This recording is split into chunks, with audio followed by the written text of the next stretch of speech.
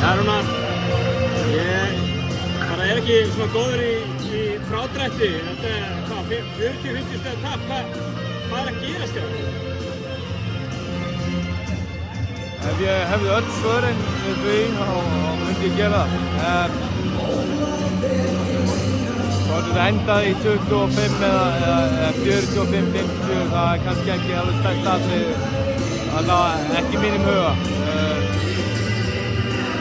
Við spilum á leikmönnum sem eru duglegir alla daga og það er bara ótrúlega mikilvægir okkar hóp. Þeir fengu það erfiða verkefni að klára síðustu 8 mínúturnar eða svo eftir stoppið. Leikurinn var farinn, eins sorglegt og það er og það sem gerist bara í fyrsta hluta, þetta snýst það og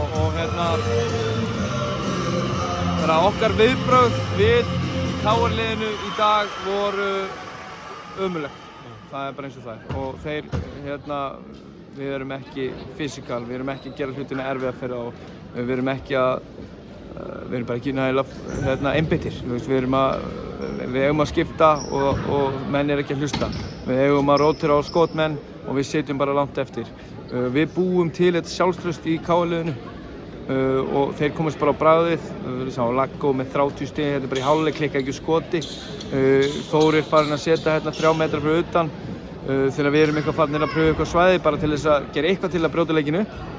En aðalega er þetta bara viðbrögðin okkar og hvernig við ætlum að svara í sókn þegar skot falla niður svona eitthvað early offense frábært, en þegar það gerir ekki þá þarf það að vera nægilega sterkur og agaður andlega